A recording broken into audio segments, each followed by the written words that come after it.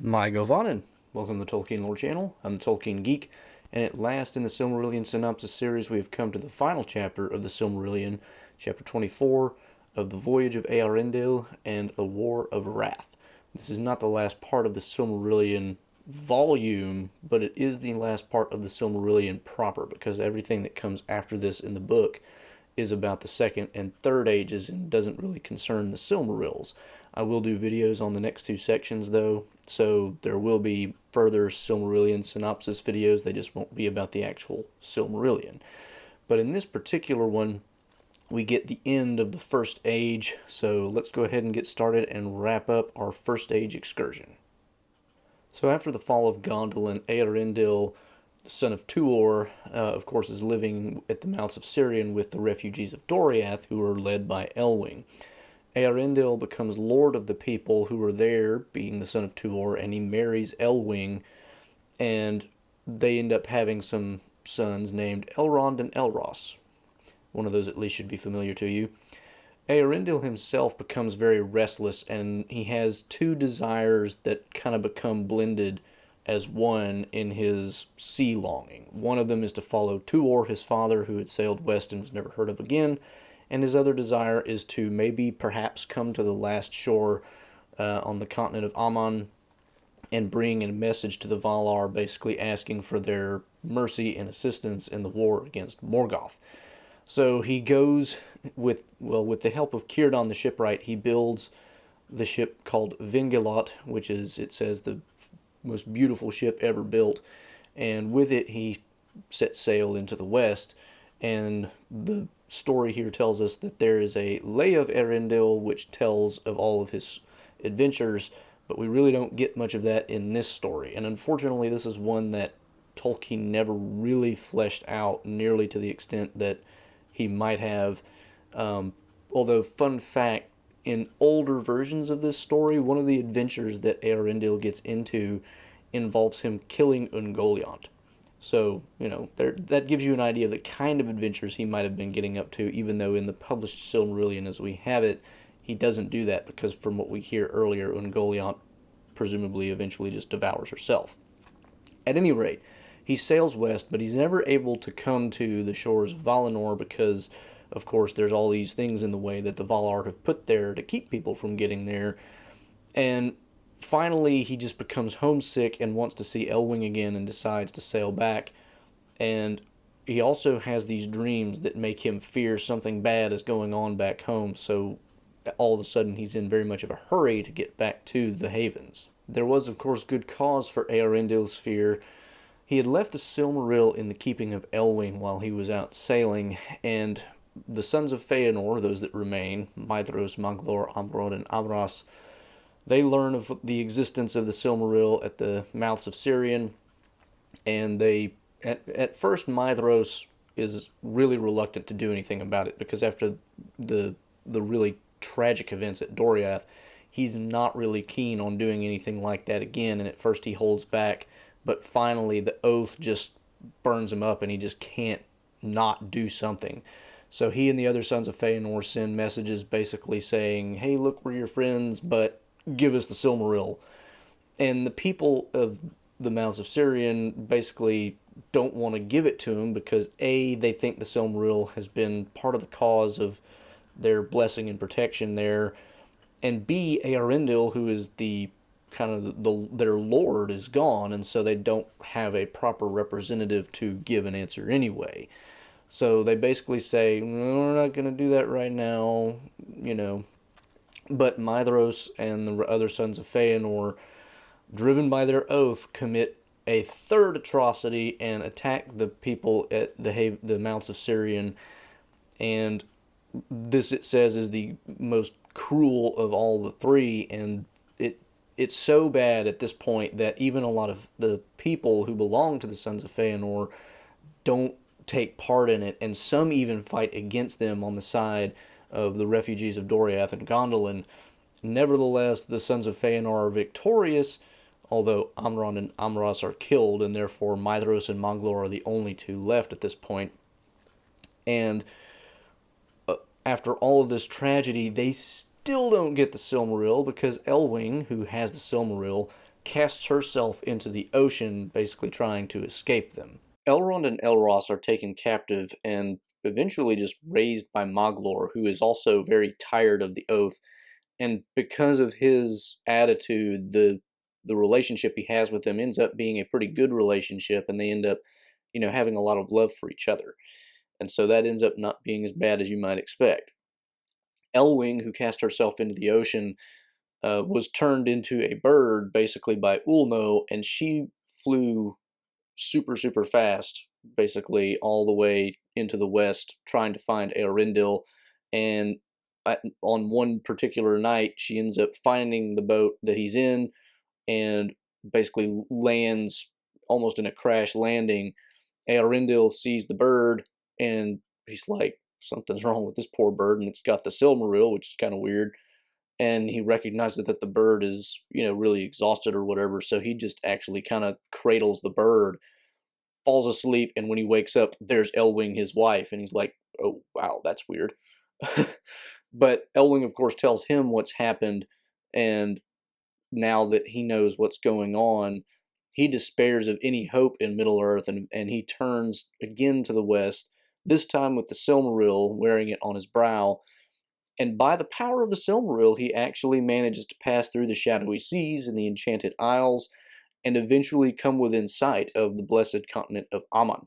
I should mention also, this doesn't really play much into the story, but there were a few survivors of the battle of this last kinslaying, and many of them were just kind of forcibly absorbed into the people of Feanor's sons, but some of them also joined Círdan and Gil-galad on the Isle of Valar. So, I mean, they're not totally wiped out, and some of them do survive.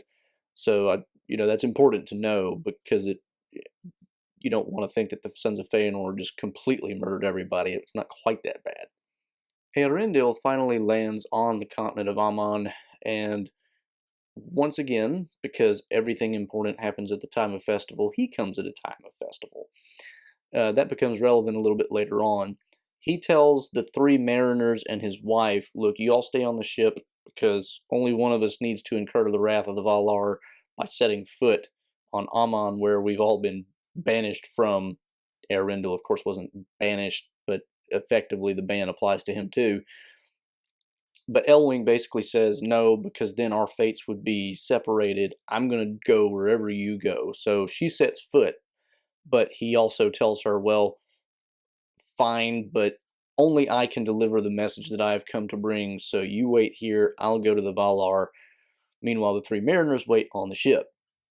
He ends up going into the city of Tirion, which of course is in that gap in the mountains of the continent of Aman that looks out into the sea, and because it's a time of festival, the streets are basically empty.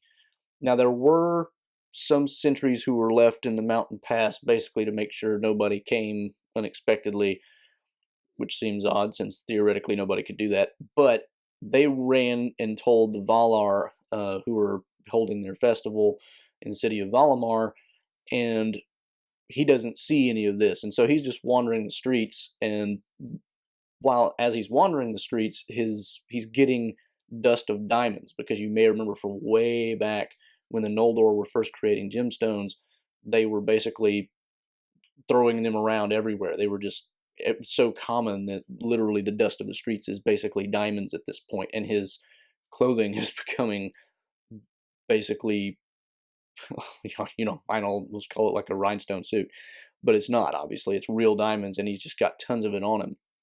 Nevertheless, as he wanders around and sees nobody, he starts to fear that some evil has happened even in Valinor, and then he starts to turn back. But then he hears a voice from a hill. Hail, Earendil, of mariners most renowned, the looked-for that cometh at unawares, the longed-for that cometh beyond hope. Hail, Earendil, bearer of the light before the sun and moon, splendor of the children of earth, star in the darkness, jewel in the sunset, radiant in the morning. That was the voice of Eonwe, the herald of Manwe, who had come basically because everybody had been told that, hey, look, somebody landed on the shores. And he summons Earendil to come before the Valar to deliver his message. After he delivers his message to the Valar, basically asking for pardon for the Noldor, mercy on men and the other elves, aid in their battle against Morgoth. The Valar just kind of hold a council, and he goes back to search for Elwing.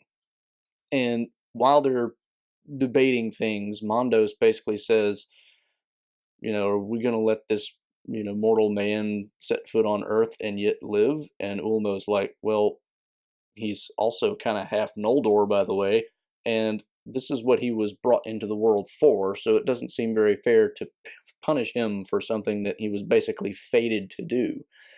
Mondos also points out, well, he may be half elf, but the Noldor were also banned from returning for Valinor, so that doesn't help his case.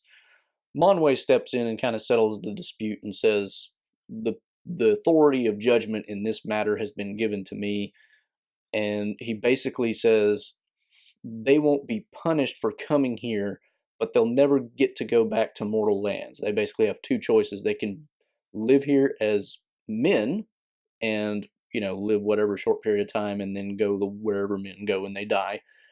Or they can choose the life of elves and live here forever, but they can never go back to mortal lands. And the sons that they have will also be given the same choice. They can choose either to be associated with the race of men or the race of elves. Meanwhile, Elwing had kind of wandered inland somewhat and came to the Teleri in their havens of Alqualondë and made friends of them. And so Earendil finds her there, and then they hear of the decree of Manwë.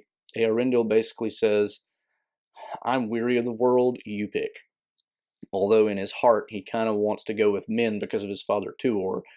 Elwing, however, because of Luthien, who is her ancestor, basically chooses elves, and so they both go with elves because Earendil doesn't want to have a different fate than Elwing. At this point, the Valar basically take Vingalot and give the other three mariners a different boat, which they then kind of blow back to Middle-earth. But they hallow the ship Vingalot and give it to Earendil, and they make it so that it can sail in the outer heavens, and they put it through the door of night, and Earendil is now sailing in the air effectively way up above the sky. And because, well, for numerous reasons, but basically Elwing can't really endure the voyages that he goes on, so the Teleri build a tower for her where seabirds of all sorts will come and stay. And since she had been a seabird for herself for a short amount of time, she eventually learns their languages and even learns to fly. And when Earendil comes back from his voyages to land in Valinor, she'll fly up to meet him. But him being out in the void and whatnot, traveling, he looks like a star because he's still wearing the Silmaril, and because of the diamond-encrusted clothes that he has from wandering around the streets of Tirion. When Earendil first sets sail, the light of his Silmaril is seen by those in Middle-earth, and Maedhros and Moglor see this, and Maedhros says, that's got to be a Silmaril. And Moglor basically says, well, if it is, let's be glad that everybody can see its beauty and that it is forever beyond the reach of evil. Meanwhile, everybody else in Middle-earth takes this for a sign of hope, and they call it Gil Estel, which is the Star of High Hope. And Morgoth himself is filled with doubt, wondering, what is this about? Nevertheless, he's not really anticipating anything to happen, but the Valar, along with the Vanyar and the Noldor who remained in Valinor, are preparing for war. The Teleri aren't really keen on getting involved in that because they're still pretty mad about the destruction of their havens and the theft of their ships and the murder of many of their people way back in the day. So they really only get involved because Elwing asks them to, because she had befriended them, and all they do is basically send just enough mariners for ships to sail the rest of the host of the Valar over to Middle-earth. The Valar and the rest of the elves do, of course, come to the shores of Middle-earth, and then begins the War of Wrath. They attack Angband, and Morgoth basically lets everything loose. He sends all his Balrogs, but almost all of them are destroyed. The orcs are basically just swept away like so many leaves, but Morgoth releases his last new trick, which is winged dragons, which is a new thing, and this actually drives the Valar back momentarily because the onset is so horrible. and it looks kind of dicey for a minute.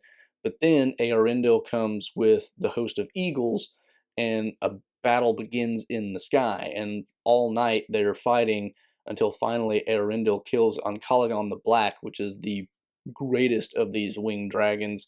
And his fall kind of destroys the towers of the Thangorodrim. And after that, the tide turns.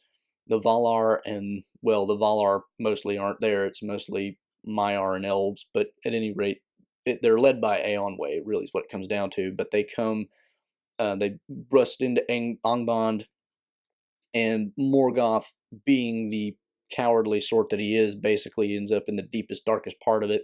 And when they finally come there, he's basically just asking for pardon and mercy. But they're not having any of that at this point. They've finally realized there's no hope for you. They basically knock him on his face, turn the iron crown that he had the Silmarils in into a collar, and chain him with the old chain that they had used way back when they first imprisoned him. And they end up basically casting him out through the doors of night, where he can't get back into the world. And Earendil essentially keeps watch, making sure that he won't try to climb back in or get through the door.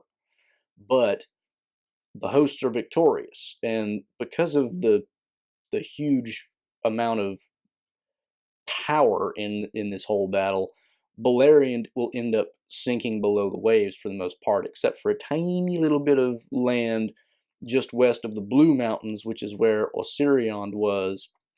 And this will eventually become where the Grey Havens that we know from, the Lord of the Rings, that's where those will be located. But that comes a little bit later. There's still some other stuff to cover. Eonwë takes the two Silmarils from the crown of Morgoth, and then he calls for all the elves who remain in Middle-earth to return to Valinor, or, in the case of those who had never been, to go to Valinor. Maedhros and Moglor, of course, have their little oath problem to deal with, and they basically say, we really don't want to, but we'll fight you for the Silmarils if you keep them from us. And Eonwë basically says, you've lost all your right to the Silmarils because of what you did at Doriath and what you did at the mouths of Sirion. You lost all right to these things, and you need to go before Manwë and the rest of the Valar to be judged. And Maedhros and Moglor have this debate amongst themselves. Moglor basically says, we should probably just give in at this point. He's kind of right. And if we fight now, it's just hopeless. And maybe if we go, eventually we'll be pardoned and the Silmarils will be given back to us in time. Maedhros basically says, yeah, maybe, but if not, we still have our oath, and it will be even harder to fulfill our oath in Valinor than here. And if we make war in Valinor, it'll be even worse. So they go back and forth about this, but finally Maedhros wins out, and Moglor and Maedhros decide to sneak into the camp and try to get the Silmarils. And in doing so, they kill the guards, so they're still committing murder to get this done, and they're about to, run out with the Silmarils, but the entire camp at this point is basically realizes they're there and surround them, and they're getting ready to fight to the death. Eonwë, however, basically says, we're not going to kill you, but, just whatever, go. And so they both leave. But it doesn't turn out too well, because Maedhros and Moglor basically decide, well, there's two Silmarils and there's only two of us left, so we'll each take one. However, when they take them, they realize they really have lost all their right to them, because remember how Silmarils burn things that are either unholy or mortal or whatever? Both of them are burned by the Silmarils, and so they realize they really can't possess them anymore, and in anguish, Maedhros ends up throwing himself into a chasm with lava at the bottom, and then Moglor, he ends up casting his out into the ocean, and then sings for the rest of his days. Nobody really knows what happens to him in the end, but he basically stays by the shores of Middle-earth and just sings out of regret for the things that, could have been and things that he had done. So, at the end of the day, the Sons of Feanor never get to possess the Silmarils, for any length of time anyway, but it tells us because of their actions, the Silmarils found their long homes in the oceans, in the earth, and in the sky. seems oddly fitting. At this point, there is a great shipbuilding to basically bring all the elves who are still in Middle-earth to Valinor, and it tells us that most of the elves do in fact leave, but some stay. The ones that leave end up residing on Tol Eressëa rather than going back to the continent of Aman itself. And it tells us that the Teleri do eventually forgive the kinslaying from long, long ago, and so that curse is put to rest. And of those that stay, you've got Círdan the shipwright. Gil-galad, of course, also stays as the High King of the Noldor, remaining in Middle-earth. We also have Galadriel and Celeborn. It says that, basically, at this point, of all the leaders of the Noldor in the rebellion, Galadriel is the only one left. Elrond and Elros are, of course, given their option of, do you want to be a man or do you want to be an elf? Elrond chooses elf. Elros, however, chooses man. And that will become relevant in the next video when I cover the Akalabaith, because he becomes the first king of Numenor. But basically, this kind of wraps up everything that goes on in Middle-earth in the First Age. And as I noted earlier, of course, Morgoth was put through the doors of night, and Earendil is keeping a watch on him. But the Silmarillion ends here with a somewhat dark note of saying that Morgoth's lies still spread around, and the evil that he created in Middle-earth doesn't ever completely die. And so there's not, it's not paradise in Middle-earth, and of course we all know that anyway, because we're going to see the Third Age. But that is pretty much the end of the Quenta Silmarillion. So, hope you enjoyed the Quenta Silmarillion, which is now over. Hope you managed to follow through all that. It's definitely a lot of material. As I mentioned, I will be doing the Akalabaith, and I have decided to do the final section of the Rings of Power in the Third Age, because there is some good information in there that's not obvious from reading the Lord of the Rings, let's say. So I will be doing 2 more videos in the Silmarillion Synopsis series, so watch out for those. In the meantime, if you did enjoy this video, please give it a thumbs up and share it around. You can follow me on Twitter for some occasional Tolkien trivia questions and to see the releases of the videos too. And of course, you can subscribe to the channel here. Don't forget to click that bell icon. You can support the channel over here, and you can find 2 of my previous videos here. And of course, I'll link to the playlist for this Silmarillion Synopsis series in the description below. Until the next time, I'm the Tolkien Geek, signing out for the Tolkien Lore channel. Namaste.